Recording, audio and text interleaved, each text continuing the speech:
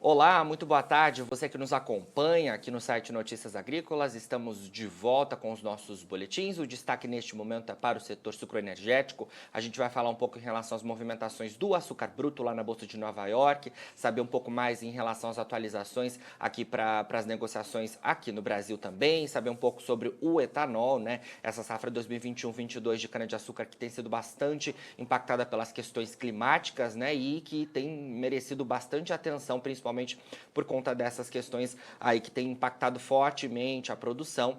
E então a gente vai saber as atualizações do mercado de açúcar e etanol agora com o Guilherme Belotti, que é gerente de consultoria agro do Itaú BBA. Guilherme, muito boa tarde, obrigado mais uma vez por despender seu tempo aqui com a gente do Notícias Agrícolas, viu?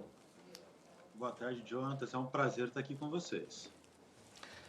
Prazer é nosso, Guilherme. Bom, vamos atualizar as informações, né, sobre o mercado de açúcar e etanol, então. Mercado de açúcar bruto lá na Bolsa de Nova York, né, nesses últimos dias, tem oscilado bastante acompanhando o financeiro, né? O petróleo reservou grandes emoções aí nos últimos dias, né? E o açúcar, claro, assim como outras commodities também, né, como as outras softs, acabou acompanhando essas oscilações do financeiro aí nos últimos dias, né? Queria que você analisasse um pouco pra gente esse cenário. Perfeito. Acho que você foi cirúrgico. Nós tivemos nos últimos dias aí na Bolsa de Nova York, os preços foram influenciados quase que exclusivamente por um movimento financeiro, né? E aqui muito em resposta aqui a todas as preocupações de uma possível crise financeira aqui enfrentada por uma incorporadora chinesa chamada Evergrande, os impactos que isso poderia trazer para a economia local e, consequentemente, internacional. Né? Isso acabou suscitando aí um movimento de aversão ao risco que fez com que os fundos reduzissem as suas posições em ativos de maior risco. A gente viu o dólar se valorizando também em detrimento a uma grande cesta de moedas. Esse movimento geralmente acontece quando você tem uma aversão ao risco maior, e isso acabou contribuindo para pressionar as cotações nos terminais de Nova York, né? De tal sorte que quando a gente olha hoje, por exemplo, os preços já voltaram a se recuperarem aí no que parece ser uma resposta aí aos movimentos dos últimos dias. Certo. Guilherme, como a gente deve aí encarar as movimentações para os próximos dias, né? De alguma forma tentar traçar uma perspectiva para os próximos dias, né? Você acha que a safra 2021-22 de cana-de-açúcar do Centro-Sul do Brasil para o mercado externo já está precificada e agora o mercado começa a olhar também de alguma forma as informações que vêm da Índia com a safra deles por lá tendo início? Como é que você vê esse cenário? Acho que é exatamente isso. Acho que quando a gente olha do lado dos fundamentos, os fundamentos eles seguem apontando para a sustentação dos preços em Nova York. Né? A gente tem uma safra aqui no Brasil que ela é já precificada de maneira geral pelo mercado bem menor do que foi a safra do ano passado. Né? O nosso número aqui dentro do banco é de uma moagem no Centro-Sul na casa de 520 milhões de toneladas. O mercado precifica também aí um fim mais um fim antecipado da colheita aqui no Brasil devido aos os eventos contrários aqui ao bom desenvolvimento das plantas aqui que vão acabar trazendo aqui uma entre safra mais longa, né? E além disso agora o mercado de fato volta os olhos para a Índia. Você tem o início da colheita lá, você tem um outro elemento que é importante que diz respeito aí ao aumento dos preços domésticos, né? Isso faz com que a paridade de exportação se coloque num patamar maior, aí na casa de 20 centos por libra-peso, e esses são elementos que acabam dando sustentação às cotações. Agora, é claro que a gente não pode tirar do radar que todo esse movimento macro ele também pode afetar as cotações. Né? A gente espera aí ter no curto prazo bastante volatilidade, muita reboque aqui do que vai ser os efeitos enfim, os impactos de toda essa questão da Evergrande na China. Certo. Guilherme, a gente até se falou, né, durante os últimos dias em relação ao andamento da safra, né, que de fato deve ser uma entre-safra maior neste ano e uma safra mais encurtada, né, por conta justamente dos impactos climáticos, né? Vi um relatório de vocês exatamente falando sobre isso, e os números quinzenais, né, que foram divulgados pela Única demonstram isso mesmo, né? Que a safra deve ser menor e nesse restante aí de moagem prevista, a gente não deve conseguir ultrapassar os níveis que já estavam mais ou menos que previstos desde o início da safra 2021-22 de moagem de cana-de-açúcar aqui no Centro-Sul, né? Isso, exatamente, Jonathan. Só se você me permitir aqui a licença poética, tem um outro elemento que eu esqueci de comentar na pergunta anterior, que está muito atrelado também à reunião do FONC lá nos Estados Unidos, né, reunião do Banco Central norte-americano, enfim, do Comitê de Conselho Monetário norte-americano, que deve dar indícios aí de quando nós teremos o tapering, que é o fim dos estímulos à economia norte-americana, e isso também poderá trazer mais força ao dólar e, consequentemente, colocar alguma pressão negativa em preços agrícolas. Então, acho que a gente vai ter um período aí de vol grande. Voltando à sua pergunta Perfeito. agora, é exatamente isso também. Assim, acho que os números recentes da Única, eles vão na direção do que o mercado espera, né? Na direção de uma aceleração até da colheita, que a gente viu aí na última quinzena de agosto, que deve se traduzir, né, ou se refletir aí em uma antecipação do fim da colheita aqui no Brasil. A gente viu níveis de produtividades caindo, né? E tudo isso apontando aí para patamares de produção bem inferiores aos 605 milhões que a gente viu na safra 2021. Novamente, né, o nosso número aqui para o fim dessa safra é de uma moagem no Brasil de 520 milhões de toneladas. Perfeito. Guilherme, queria saber também de você, que a gente tem de novidade do mercado brasileiro, né? Nos últimos tempos a gente falava de fixações bastante aceleradas da safra 2021-22, me parece que isso já está praticamente finalizado, né? Agora começa a olhar para a temporada 2022-23. O que a gente tem de novidades do mercado brasileiro em relação às fixações e também como é que estão as movimentações das usinas nesse finalzinho aí de safra 2021-22? Basicamente, aqui eu acho que os olhos se voltam bastante para as safras mais longevas agora, 22, 23 e até um pouquinho de 23, 24, né?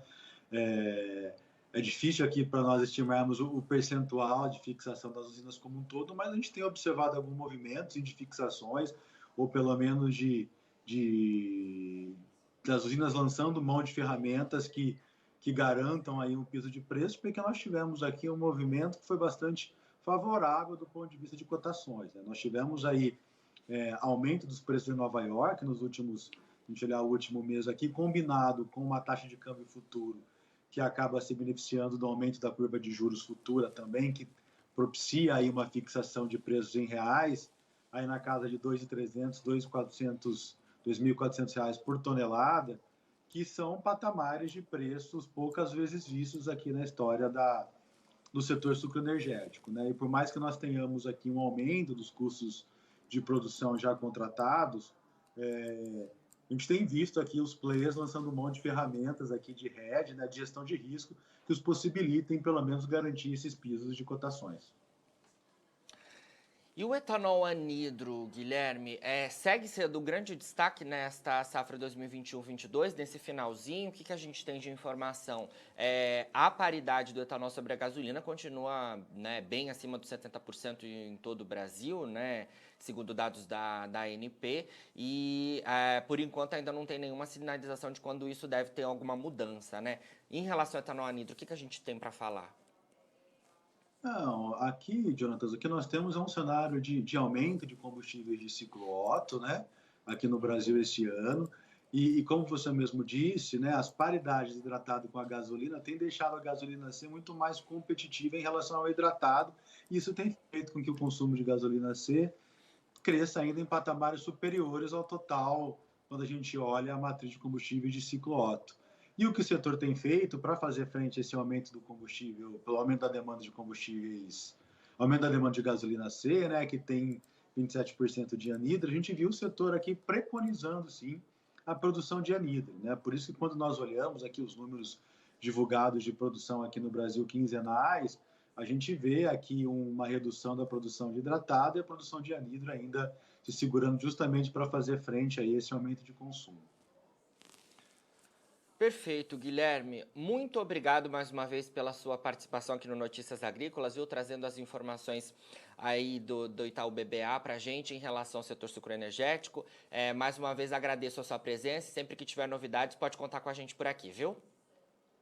Imagina, Jonatas, foi um prazer, um grande abraço e boa tarde a todos. Boa tarde. Bom, então falamos aí ao vivo com o Guilherme Belotti, né, que é gerente de consultoria agro do Itaú BBA. A gente falou um pouco em relação ao movimento do açúcar bruto lá na Bolsa de Nova York nos últimos dias, né, o açúcar bruto que oscilou bastante acompanhando o financeiro, alguma movimentação técnica também. Ele nos traçou, né, a tendência aí para o mercado para os próximos dias. Tem também bastante informação em relação à questão cambial, porque, de alguma forma, o posicionamento do Banco Central dos Estados Unidos nesta semana, né, anunciando novidades, aí, possíveis novidades em relação à política monetária do país, pode, de alguma forma, mexer com o câmbio. Isso também precisa ser acompanhado no mercado. E aqui no mercado brasileiro, a gente falou um pouco em relação às fixações, né, fixações que para a safra 2021-22 já estão bastante aceleradas, praticamente finalizadas, né, na verdade, segundo o comprometimento de exportação que estava sendo apontado, né, pelas consultorias. E agora já começa a se olhar para a safra 2022-23 e também para a safra 23-24 já, né, aqui do centro-sul do país. Então, o mercado já atento aí ao posicionamento para os próximos anos e para as próximas safras de açúcar e de etanol aqui no Brasil. A gente também falou um pouco em relação ao destaque do etanol anidro, né? Nesta safra 2021-22, uma safra impactada pela questão climática, então uma safra que é menor em relação à moagem de cana-de-açúcar e também menor em relação à produção de açúcar e também à produção de etanol. Mas é uma safra que tem sido marcada por altos preços diante desse cenário justamente, né? E no caso do etanol anidro, ele que é o etanol misturado à gasolina, ele tem mantido pelo menos a sua demanda, tem inclusive, né, tendo aumento das vendas justamente por conta da perda de competitividade do etanol hidratado, que é aquele utilizado nas bombas, em detrimento à gasolina. Então, como a gasolina tem sido mais demandada nesse momento, o etanol anidro, que é misturado aí à gasolina, ele tem sido bastante ofertado pelas usinas e bastante demandado neste momento de safra, nesta safra 2021-22, aqui no centro-sul do Brasil. Bom, durante a nossa entrevista você pode ver as nossas redes sociais, você pode nos seguir por lá, é só procurar pelos nossos perfis em todas as redes e você se mantém informado também por lá. E claro, aqui no nosso portal, 24 horas por dia, é só acessar www.noticiasagricolas.com.br e os nossos boletins seguem aqui durante todo o dia na nossa programação e você pode ficar ligado aí para ser o produtor rural mais bem informado do Brasil. Fica por aí. Participe das nossas mídias sociais, no Facebook, Notícias Agrícolas, no Instagram, @Notícias Agrícolas e em nosso Twitter, @Noteagri. E para assistir todos os vídeos, se inscreva no YouTube, na Twitch, no Notícias Agrícolas Oficial.